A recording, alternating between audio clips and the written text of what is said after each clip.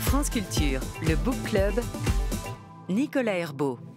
Et c'est le club de lecture de France Culture qui débute. Notre promesse, vous donner envie de lire et construire cette émission de la mi-journée avec vous. Une seule façon pour monter à bord de l'aventure, nous rejoindre sur notre compte Instagram. #BookClubCulture. La force de la littérature et des livres, c'est de pouvoir aborder tous les sujets. Ce midi, comment accompagner la fin de vie? Pourquoi les soins palliatifs ne sont pas les plus développés? En fait, pourquoi interviennent-ils si tard? Que signifie l'idée d'un droit à mourir dignement, librement, volontairement? Nous discuterons ces termes, alors que nous sommes de plus en plus questionnés sur notre façon de considérer nos aînés, ceux qui sont désignés par la périphrase le grand âge. On y réfléchit jusqu'à 13h30 avec les lectrices et lecteurs du Book Club, avec nos invités, leurs ouvrages qui viennent d'arriver dans vos librairies. On n'a pas choisi de naître. On n'a pas le choix de mourir ou non. Il faudra mourir de toute façon. Mais on a le choix, parfois, du moment et des modalités de sa mort. Confrontée à la mort de mes patients, je ne savais ni quoi et comment dire, ni quoi et comment faire. Pour beaucoup de médecins, la mort est vécue comme un échec. France Culture, le Book Club, Nicolas Herbeau. Bonjour, docteur Claude Grange. Bonjour. Vous avez été médecin généraliste pendant 20 ans avant de devenir spécialiste des soins palliatifs. Vous êtes aujourd'hui chef de service de l'unité d'accompagnement et de soins palliatifs du centre hospitalier de Houdan dans les Yvelines. Vous dispensez aussi des formations aux soins palliatifs pour les professionnels de santé.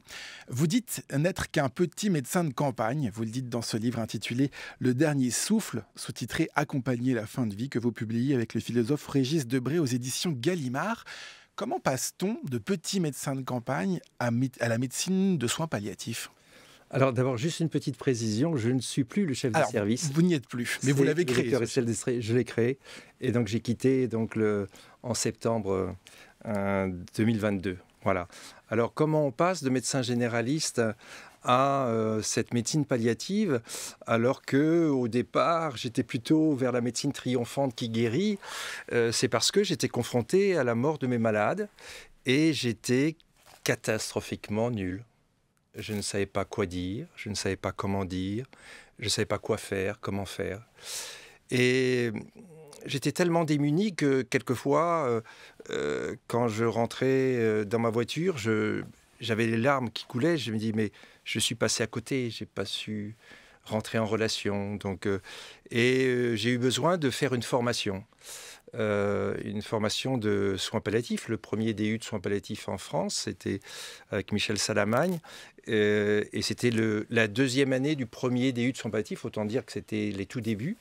Et cette formation m'a transformé, à la fois comme médecin et à la fois comme homme. Et puis, il y a aussi une histoire que je partage avec André Conspoville, d'avoir perdu un enfant, qui est une situation dramatique. Et donc, moi, c'était un petit Augustin de 28 jours de mort subite du nouveau-né. Et vous, c'était Claire. Et dans ces moments-là, j'ai été accueilli par une équipe de pédiatrie très professionnelle et en même temps très humaine. Et j'ai eu de cesse que de vouloir redonner ce que j'avais reçu dans ce moment-là en créant cette unité de soins palliatifs à l'hôpital de Houdan, dont j'étais donc l'initiateur, le créateur et le chef de service pendant plus de 25 ans. Vous avez dit catastrophiquement nul. Ça veut dire que chez les médecins, durant leur longue formation, c'est un mot qui est tabou, la mort? Oui, je peux dire qu'en 7 ans d'études de médecine, je n'ai jamais entendu le mot mort prononcé, comme si nos patients ne mourraient pas. Et c'est vrai qu'on était dans cette médecine triomphante qui guérit, et comme si on n'allait jamais mourir. Mais on sait bien que quels que soient les progrès de la médecine à science, nous allons tous mourir un jour. Et je pense qu'il est souhaitable que la médecine soit là dans ces moments-là. Alors pour échanger avec vous, vous l'avez dit, André Comte-Sponville est avec nous. Bonjour. Bonjour. Vous êtes philosophe, vous publiez aux Presses universitaires de France votre nouveau livre intitulé « La clé des chants et autres impromptus ». Vous avez rassemblé 12 articles écrits sur le chant et sans préparation, comme vous dites, et vous réfléchissez sur des sujets sombres, douloureux. On va en citer quelques-uns, le handicap, l'agonie, le suicide et l'euthanasie, qui sera l'un de nos terrains de réflexion du jour. Dans cet article sur l'euthanasie que vous avez intitulé donc « La clé des chants », vous rappelez, et c'est ce que vient de dire le docteur Grange, Grange, qu'on ne choisit pas de naître et qu'on n'a pas non plus le choix de mourir ou non. Oui, bien sûr. La mort fait partie de la vie. D'ailleurs, c'est l'un des traits communs entre le livre du docteur Grange et le mien. C'est une façon d'accepter la mort, d'accepter la finitude, de ne pas en avoir exagérément peur, de ne pas vouloir la marginaliser. Le docteur Grange dit qu'il faut resocialiser la mort. Moi, je dirais volontiers qu'il faut, je suis d'accord avec l'expression, mais aussi la banaliser. Il n'y a rien de plus banal, au fond, que de mourir. Alors, ce n'est pas un livre sur l'euthanasie. Le premier chapitre porte là-dessus, mais beaucoup d'autres portent sur d'autres sujets, notamment le dernier, le plus long, qui porte sur ma mère. Alors, il est vrai que ma mère s'est suicidée, donc la mort est aussi présente, mais c'est essentiellement un texte sur elle vivante et sur l'enfance que j'ai vécue avec elle. Mais voilà, la mort fait partie de la vie, et en effet, le docteur Grange a raison aussi de le noter. Nous avons en commun d'avoir perdu l'un et l'autre un enfant, dans les deux cas un très jeune enfant. Et forcément, ça change le rapport à la mort et ça change aussi, évidemment, le rapport à la vie. Mais c'est la vie qui compte. Voilà, surtout pas une émission de lamentation. Vous savez, sur la mort, il y a l'une des formules qui me touche le plus, c'est une formule d'André Gide, grand lecteur de Montaigne. L'idée, au fond, est déjà chez Montaigne.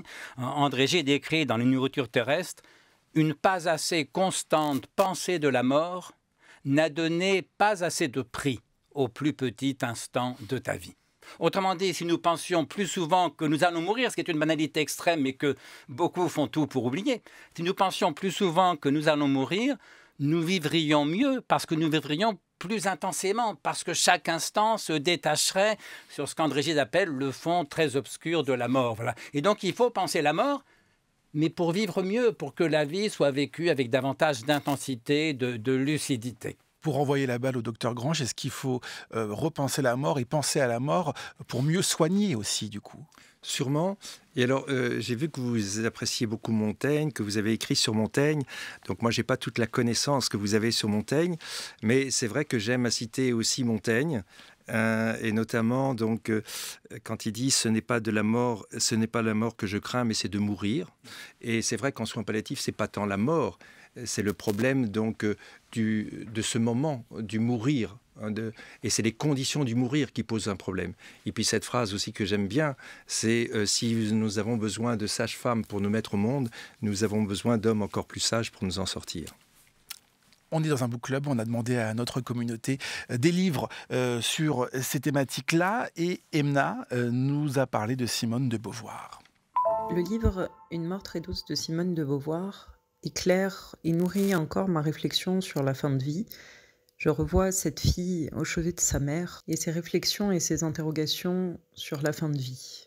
Car elle le dit, « Inutile de prétendre intégrer la mort à la vie et se conduire de manière rationnelle en face d'une chose qui ne l'est pas, que chacun se débrouille à sa guise dans la confusion de ses sentiments. »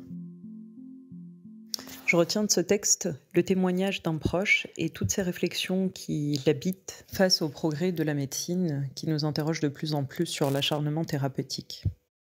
Je crois que cette dernière citation résume le tout. Et moi aussi, un cancer me dévorait, le remords. Ne la laissez pas opérer. Et je n'avais rien à empêcher. Souvent, quand les malades souffraient un long martyre, je m'étais indignée de l'inertie de leurs proches. Moi, je le tuerais. À la première épreuve, j'avais flanché. J'avais renié ma propre morale, vaincue par la morale sociale. Non, m'avait dit Sartre, vous avez été vaincu par la technique, et c'était fatal.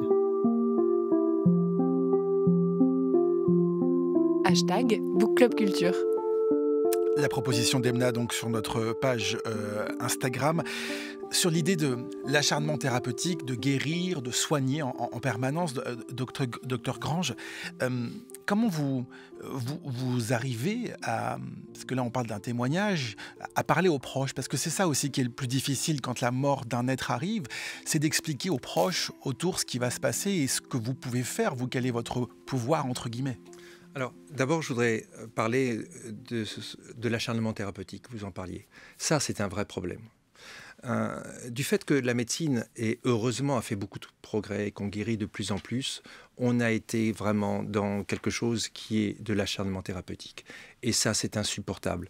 C'est-à-dire que l'obstination déraisonnable, de continuer à faire des chimiothérapies, notamment pour le cancer, quand il n'y a aucune amélioration et qu'il y a davantage d'effets délétères que d'effets bénéfiques. Ça, c'est un vrai problème. Je veux dire, déjà, commençons à ne pas nous acharner, à ne pas s'obstiner. Et aussi de laisser la possibilité aux malades qu'ils soient sujets de soins et pas objets de soins. Parce que très souvent, dans l'information du malade, on ne donne pas trop l'information au malade, mais plutôt à la famille. Ce faisant, c'est la famille, quelquefois, qui prend des décisions pour le malade. Croyons bien faire, parce que quand on aime quelqu'un, on n'a pas envie qu'il s'en aille. Et on est davantage à poursuivre des traitements alors que le malade, il n'en peut plus. Donc ça, c'est un vrai problème. Les familles, c'est souvent un problème parce qu'il y a un décalage qui peut y avoir entre le malade et la famille, entre le souhait du malade qui, à un moment donné, dit « c'est bon, là, voilà, je comprends qu'on ne peut pas me guérir » et peut-être davantage dans une acceptation d'arrêter les traitements inutiles, surtout quand ils sont délétères. Et la famille qui pousse encore à continuer à faire. Et donc là, je pense que c'est aussi l'expérience parce qu'au début, on fait des boulettes, hein, on n'a pas les bons mots, mais les familles, elles ont besoin que d'une seule chose. Elles ont besoin d'explications, d'explications et d'explications. Elles ont besoin de comprendre pourquoi on fait les choses ou pourquoi on ne les fait pas.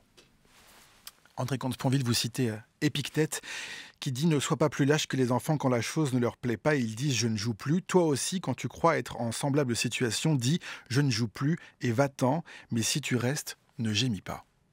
Oui, c'est l'esprit du stoïcisme dont Baudelaire disait avec un peu d'exagération que le stoïcisme était une religion dont le seul sacrement était le suicide. Alors, c'est faux à la lettre, évidemment. D'abord, ça n'est pas une religion. Et puis, les stoïciens ne faisaient pas l'éloge systématique du suicide. Ils disaient simplement que le sage vit aussi longtemps qu'il le doit et qu'il le veut. Pas forcément aussi longtemps qu'il le peut. Autrement dit, pour les stoïciens, mais comme pour la quasi-totalité des penseurs antiques. Le suicide, la mort volontaire, fait partie des droits de l'homme. Voilà. On a le droit de mourir si on le veut. Et il faudra des siècles de christianisme pour que cette idée bien banale, au fond, puisse passer pour scandaleuse. Mais en même temps, les stoïciens étaient assez lucides pour savoir que beaucoup de suicides ne sont pas du tout des actes de sagesse, ni même des actes vertueux, mais simplement des moments de lâcheté, de faiblesse, de folie. Loin de moi l'idée de faire l'apologie du suicide en général. Mais là où je retrouve effectivement l'esprit d'Épictète, c'est qu'il y a des situations où on peut raisonnablement penser que mourir vaudrait mieux que continuer à vivre. Quelle situation ? L'extrême souffrance, l'extrême fin de vie, si on perd ses facultés, le très lourd handicap qu'on ne sera pas capable de supporter. Il ne s'agit surtout pas d'euthanasier quiconque contre sa volonté, mais qu'on ait le droit de mourir quand on le veut, je crois que c'est une idée forte qui fait l'objet d'un assez large consensus. Alors, il ne faut pas l'exagérer. Et c'est pour ça que le débat avec le docteur Grange est intéressant, parce qu'au fond, nous sommes beaucoup plus proches qu'on ne pourrait le croire. La différence, disons-le tout de suite, c'est que moi, je suis pour la légalisation de l'euthanasie. Le docteur Grange est plutôt contre, mais c'est pas du tout un fanatique, bien sûr pas de l'acharnement thérapeutique, il l'a rappelé, mais même pas de la diabolisation de toute interruption volontaire de vie. Et moi-même, je ne suis pas un militant acharné de l'euthanasie. Il faut arrêter de faire de ce débat l'essentiel. Le droit de vivre est beaucoup plus important que le droit de mourir. Ça, c'est dit. Puisqu'au demeurant, nous mourrons tous, on débat presque sur une question un peu marginale. Mourir un peu plus tôt, un peu plus tard, avec plus de souffrance, moins de souffrance. C'est une question importante. Je pense qu'il est légitime que la loi s'en empare, voyez. Mais voilà, l'essentiel et au fond, ce qui nous rapproche beaucoup, je crois, c'est une certaine conception de la vie en tant qu'elle est mortelle, en tant que la mort fait partie de la vie, mais avec l'idée évidemment que c'est la vie qui vaut. Claude Grange, vous refusez, vous dites dans votre livre, un débat entre la gauche et la droite. Est-ce qu'il faut effectivement, par progressisme, qu'on puisse choisir de mourir ou en se référant à Dieu qui a donné la vie, la sacraliser en quelque sorte? Vous dites une chose qui est très importante du point de vue d'où vous parlez, celui de médecin confronté avec vos patients à cette mort. Vous dites que pour avoir accompagné des milliers de personnes dans ces derniers moments, les malades ne demandent plus à mourir quand ils sont soulagés, accompagnés et qu'ils savent qu'ils peuvent décider. Oui, ça, j'ai constaté ça.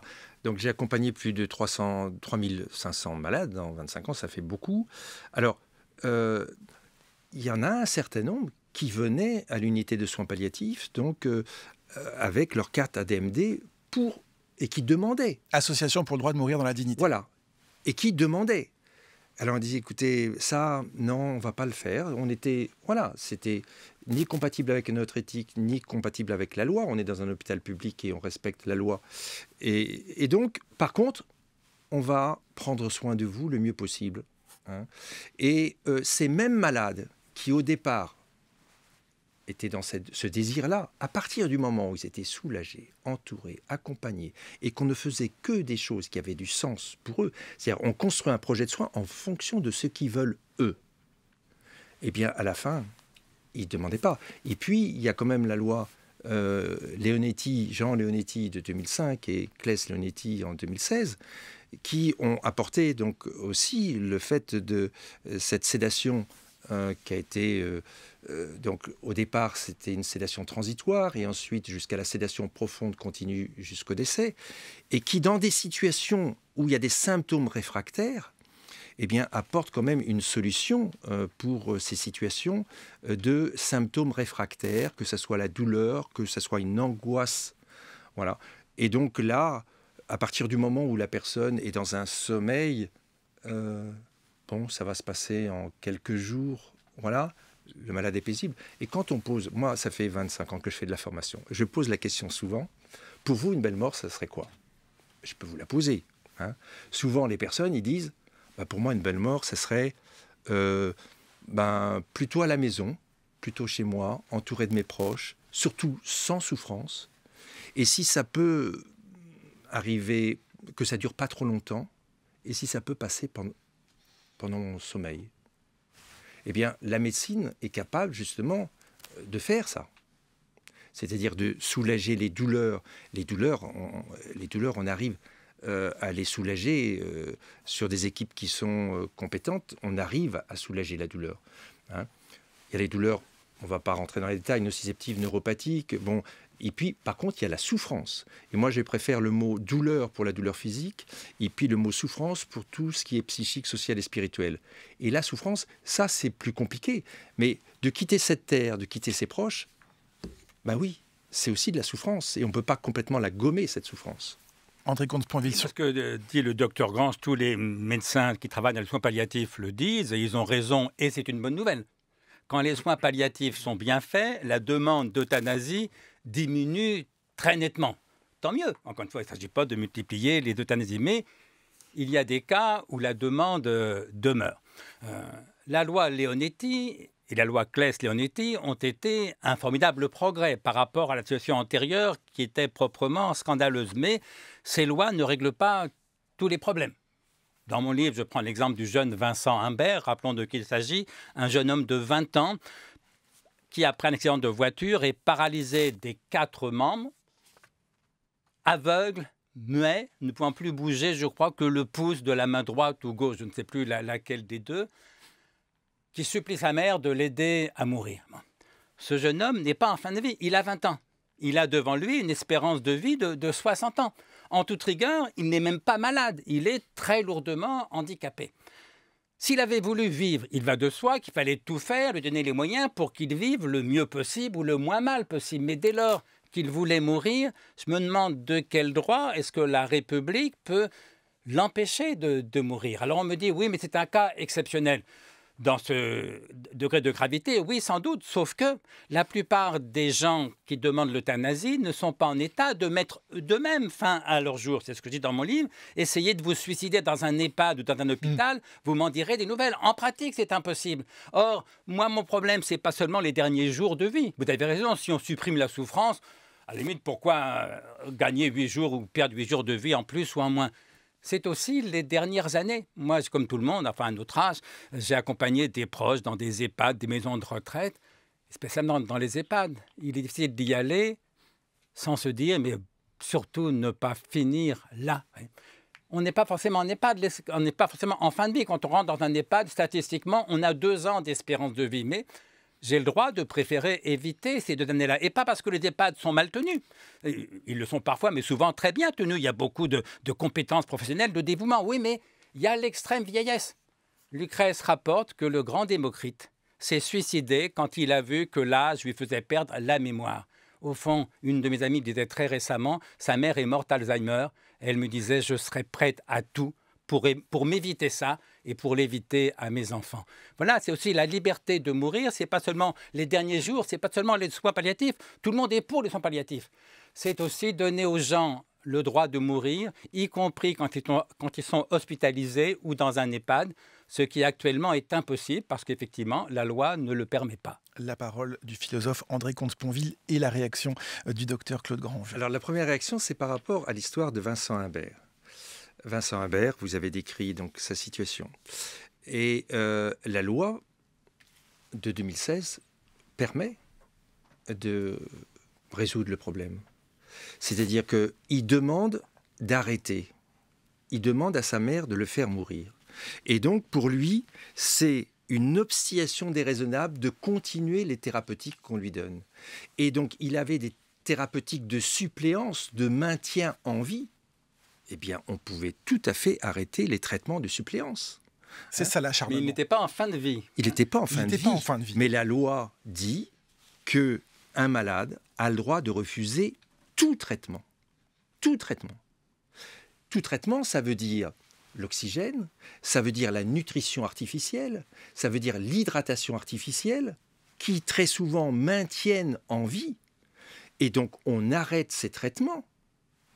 Et il serait décédé sous sédation en quelques jours. Donc, la nouvelle loi Claes-Leonetti pouvait permettre tout à fait. Par rapport à ça, moi j'ai envie de dire, en effet, la loi ne résout pas tout parce qu'il y a 2 situations. Il y a les gens qui vont mourir et il y a les gens qui veulent mourir. Dans la grande majorité des cas, pour les gens qui vont mourir, la solution, ce sont les soins palliatifs par des équipes. Le problème, c'est qu'on manque de plus en plus de médecins, qu'il y a 22 ou 26 départements avec l'outre-mer sans unité de soins palliatifs, et que là, il ne faut pas mettre la charrue avant les bœufs. Commençons à développer les soins palliatifs pour tous ceux qui vont mourir. Et après, il y a les personnes qui veulent mourir. Alors là, oui, mais la réponse, elle n'est pas médicale. La réponse est sociétale, et donc le suicide n'est pas interdit, et éventuellement, moi, si on devait aller, les législateurs, vers cette situation, c'est pas que je sois pour ou contre, mais je pense que ça serait plutôt quelque chose comme l'État d'Oregon ou en Suisse qui soit pris en charge par des associations, mais surtout pas à l'hôpital.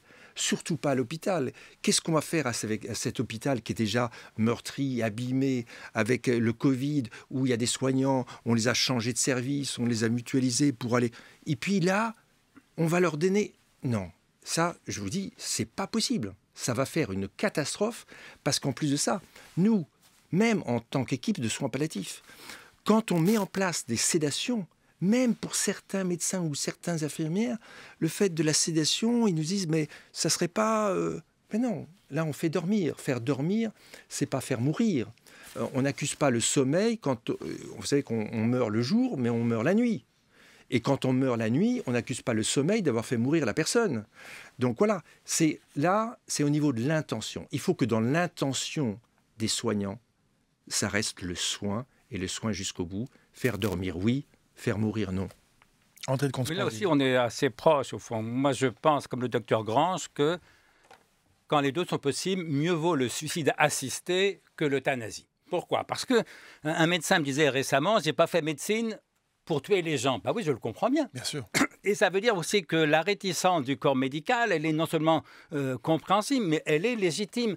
De même que la demande sociétale d'avoir le droit de mourir si on le veut est aussi légitime. La différence, c'est que le médecin et moi, si j'ose dire, nous ne sommes pas du même côté de la seringue. Moi, ce que je lui demande, c'est un service à me rendre. Mais c'est lui qui doit pousser la seringue, qui accomplit l'acte létal. De mon point de vue, c'est un service. De son point de vue, c'est un homicide. Je comprends très bien que je sois réticent. Et donc, le plus simple, c'est d'autoriser le suicide assisté, comme dans l'État de l'Oregon aux États-Unis, où on donne au malade qui le demande et qui retourne chez lui la substance létale, libre à lui de la prendre ou pas. Et je crois qu'en gros, une fois sur deux, il ne la prend pas, une fois sur deux, il la prend. C'est très bien. Moi, je suis pour qu'il y ait la plus grande liberté possible, avec en même temps des garde-fous. On ne va pas non plus donner une substance létale au gamin de 16 ans qui a eu un chagrin d'amour. Il va de soi que la loi devra prévoir des garde-fous. Bien sûr, garantir une clause de conscience pour le médecin qui ne doit jamais être obligé de pratiquer un acte médical contraire à sa conscience ou à sa religion. Tout ça va de soi. Mais moi, je ne suis pas législateur. Donc, mon article porte sur le principe même de la liberté de mourir. Voilà, je pense que le droit de mourir fait partie des droits de l'homme, d'où le titre de mon livre. La clé des champs, c'est un clin d'œil, c'est une citation de Montaigne. Montaigne écrit dans les Essais « Le plus beau cadeau que nature nous ait fait, c'est de nous avoir laissé la clé des champs. » La clé des champs, c'est-à-dire le droit de s'en aller. Et Dieu sait que Montaigne aimait la vie. Dieu sait qu'il n'a aucune pulsion mortifère. Mais c'est justement parce qu'il aime la vie et parce qu'il aime la liberté qu'il pense que le droit de quitter la vie fait partie des libertés qu'on doit assumer. Alors, Docteur Grange. Le suicide, il y a quand même 200 000 tentatives de suicide en France. Il y en a 12 000 qui décèdent. Bon, alors, vous savez, le combat entre la liberté de disposer de sa propre vie, ok, et voilà, peut-être que c'est un combat entre la liberté et la solidarité ou la fraternité. Mais si les médecins, alors que les personnes sont libres de se suicider, on va plus s'occuper des personnes qui se suicident. C'est-à-dire que ce serait non-assistance à personne en danger. Et donc, bien évidemment que les gens qui se suicident, heureusement qu'ils sont pris en charge encore dans les urgences et en réanimation. Parce qu'il y en a, en effet, qui, voilà, un chagrin d'amour ou autre chose. Hein. Et puis, moi, ce que je voudrais dire aussi, c'est que le nombre de fois où des malades disaient « J'en peux plus, docteur, vous ne pouvez pas faire quelque chose ». Ils le disent un jour. Et le lendemain, « Ah, j'ai vu ma fille, on a passé des bons moments. » Il y a une ambivalence et une fluctuance. C'est-à-dire qu'à un moment donné, ils veulent, à un moment donné, ils ne veulent pas. Donc, si on a poussé la 5 au moment où ils veulent, ils ne seront plus là pour vous dire que là, ils ne voulaient plus. Donc, vraiment, c'est éminemment complexe, mais le malade qui est vulnérable, souvent, il change d'avis, mais très souvent. Hein. Et encore une fois, nous, vraiment, sincèrement, les malades qui sont soulagés, accompagnés, et on ne les emmerde pas à faire ceci, à faire cela. C'est aussi une question qui revient, c'est comment est-ce qu'on considère nos aînés, comment est-ce qu'on les prend en charge. Et Karine, à ce sujet de la communauté du Book Club, veut nous parler du livre La voyageuse de nuit de Laura Adler. Voilà ce qu'elle a à dire. Un livre qui m'a percuté, bousculé, qui m'a amené à cette réflexion assez importante de qu'est-ce que la vieillesse et à partir de quand on rentre dans cette fausse catégorie finalement de vieux, de personnes âgées. Est-ce que c'est à 60, 70 ans, enfin, est-ce que c'est quand on commence à avoir des soucis de santé, enfin, tout un questionnement là autour, puisque finalement on y passera tous. Et puis ça éveille aussi beaucoup de colère de voir à quel point on déconsidère ceux grâce à qui on est là, à quel point on leur enlève tout parce qu'on décide à leur place qu'ils sont plus capables, ce qui, à mon avis, accélère justement leur départ, leur fin de vie, qui bouscule le processus et qui fait qu'ils abandonnent. Donc voilà, un livre qui amène beaucoup de réflexion et qui a toute sa place dans cette question de la fin de vie et de comment on traite nos aînés.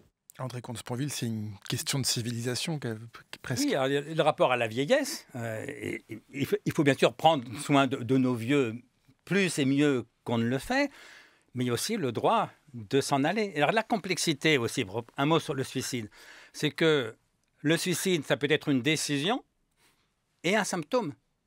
Il faut rappeler qu'en France, une dépression sur 2 n'est pas soignée.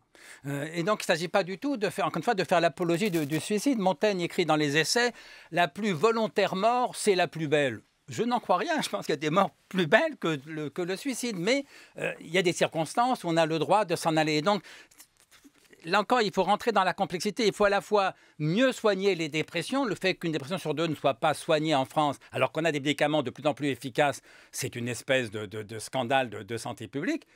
Mais si certains suicides sont des symptômes, certains suicides sont des décisions qui relèvent de la liberté. Le type, il n'est pas malade, simplement, il veut en finir et on a le droit d'en finir. Sauf que, encore une fois, la plupart des suicides en pratique sont très difficiles. Moi, je n'ai pas un revolver chez moi pour me tirer une balle dans la tête. Souvenez-vous de Gilles Deleuze, immense philosophe, 70 ans, souffrant terriblement d'une insuffisance respiratoire. Il a dû, pour mourir, se jeter de la fenêtre de chez lui, au 5e étage en l'occurrence. Qui a envie d'une mort comme ça? Alors comment est-ce qu'on fait quand on est chez soi à 70 ans avec une machine pour respirer, ou quand on est hospitalisé ou dans un EHPAD? Comment est-ce qu'on fait pour mourir? Mon ami Roland Jacquard était mon premier éditeur, s'est suicidé à l'âge de 80 ans. J'ai dîné avec lui 1 mois avant son suicide. C'est l'une des soirées les plus gaies, les plus chaleureuses que j'ai vécues de ma vie. Et l'une des raisons de sa gaieté, de sa bonne humeur, de sa sérénité, c'est qu'il me disait, ça y est, ce coup-ci, je suis rassuré. Un de mes amis mexicains m'a donné la substance létale. Maintenant, je sais que je pourrai mourir quand je le veux. Il a 80 ans. De quel droit est-ce qu'on va lui interdire de mettre fin à ses jours? Il a écrit 10 livres sur la question du suicide.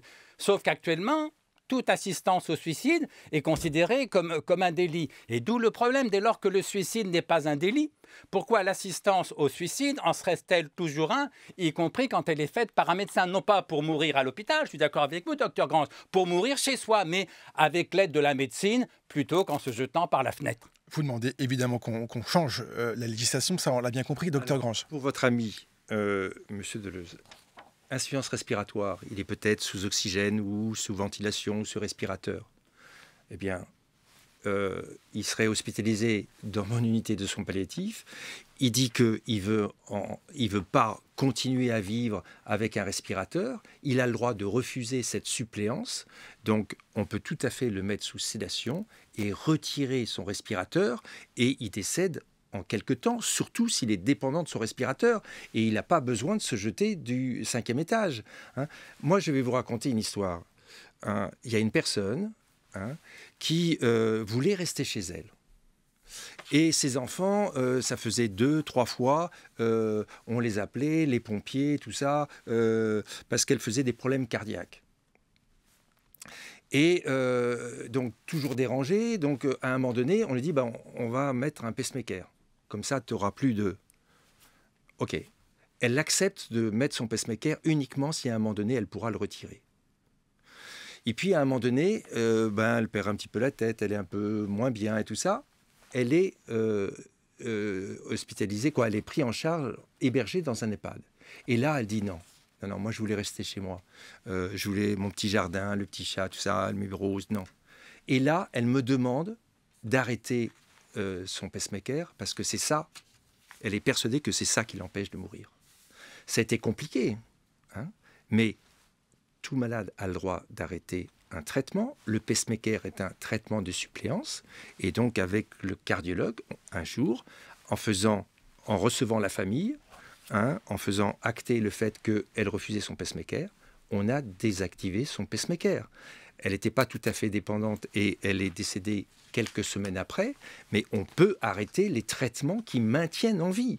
Et c'est tout le but de ces soins palliatifs, on l'a bien compris, qui sont, selon vous, pas assez financés, il faut bien le dire, pas assez développés aussi dans notre pays, on l'a bien compris. Merci beaucoup, Claude Grange, d'être venu nous parler de votre expérience qu'on retrouve dans ce livre, Le Dernier Souffle, accompagner la fin de vie, discussion avec Régis Debray aux éditions Gallimard. Et merci également à vous, André Comte-Sponville. Philosopher, c'est apprendre à mourir, c'est aussi ce que disaient Socrate et Montaigne. Merci d'être venu nous parler de La Clé des Champs et autres impromptus aux presses universitaires de France. Merci d'avoir accepté cet échange dans le Book Club, très fort. Merci à vous tous les deux. Dans un instant, vous écouterez l'épilogue de ce Book Club, mais avant 13h25 sur France Culture, les quadritèmes de Charles Danzig qui nous parle des artistes qui ont pris la plume, et on termine avec la plasticienne Sophie Calle. Je vais vous dire un secret à ciel ouvert. Ce sont ceux que l'on voit le moins. Il est bien connu que pour dissimuler une chose, il faut la mettre en évidence. C'est ainsi que les correcteurs d'édition ont appris à faire particulièrement attention au titre des livres. C'est généralement là, comme ils sont très gros et ont un air d'évidence, qu'on laisse passer des fautes.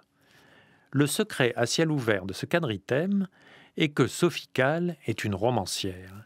Elle utilise des médiums qui ne sont pas ceux du roman, ne publiant pas des livres imprimés en noir et blanc qui raconteraient des fictions, mais il ne reste pas moins que c'est des fictions qu'elle élabore. Des livres, elle en publie le plus souvent des catalogues de ses expositions. Dans ces expositions même, elle utilise quelque chose de très roman, l'écrit. Les écrits de Sophie Calle viennent à côté des images. Ils ne les expliquent pas, ils ne les complètent pas, ils les accompagnent. Ils sont des indices, quelquefois trompeurs, comme dans L'ascenseur occupé, la 501, où elle enquête dans un hôtel désaffecté. Sophie Calle tente de faire ce que font tous les romanciers, de mettre en ordre le désordre de la vie. Elle prend souvent des lieux pour cadre de ses expo-romans, si je peux tenter ce néologisme. Lieux qui sont loin d'être de simples décors, ils sont des contenants, parfois passés, parfois à venir. Je pense dans les deux cas à un hôtel. L'un, celui de l'exposition précisément intitulée « L'Hôtel », était en activité quand elle s'y est intéressée. Les clients et leur vie. Pour les connaître, Sophie Calle s'était faite femme de chambre. Ne croyez pas qu'un romancier soit autre chose. Je suis en train d'écrire un roman et je peux vous dire que, à tour de rôle, je suis un étudiant des beaux-arts, une galeriste quinquagénaire, un gigolo brésilien. Sophie Calle est une narratrice le plus souvent neutre ou apparemment neutre, car elle est aussi une grande espiègle. Dans un autre de ses livres, dont le sujet apparent est quelques journées de sa vie dans Paris et le sujet réel, la valeur du témoignage, notre expo-romancière donne le compte-rendu d'une de ces journées. Elle dit ensuite qu'elle a embauché un détective privé pour la suivre et publie son rapport. À partir d'une certaine heure, il dit n'importe quoi, ment ou invente. En tout cas, ce qu'il énonce n'a rien à voir avec ce qui s'est passé. Et que s'est-il donc passé ? Sophie Calle a fait suivre le détective privé par un autre détective privé. Et c'est ainsi que nous apprenons que le premier, à partir de l'heure où il dit n'importe quoi, est allé au cinéma. Manière de romancier, là encore, et de romancier très fin. Il arrive, comme dans ce délicieux exemple, que l'auteur s'arrange pour nous faire douter du narrateur. Qui sait si ce que je viens de vous dire est exact ? C'est une bonne question, Charles Danzig. Les quadritèmes à retrouver sur franceculture.fr et sur l'appli Radio France. Un grand merci à toute l'équipe du Book Club. Oriane Delacroix, Jeanne Grappard, Zora Vignet, Didier Pinault et Alexandra Laibegovic. Colin Gruel réalise cette émission ce midi à la prise de son, c'est Florent Bujon. Le Book Club de France Culture est ouvert 24h/24 et on revient demain. Voici l'épilogue du jour. C'est l'une des soirées les plus gaies, les plus chaleureuses que j'ai vécues de ma vie. J'étais catastrophiquement nul. Et c'est une bonne nouvelle. Non. Ça, je vous dis, c'est pas possible. Une pas assez constante pensée de la mort n'a donné pas assez de prix au plus petit instant de ta vie. Ça, j'ai constaté ça. Vous m'en direz des nouvelles. Ok.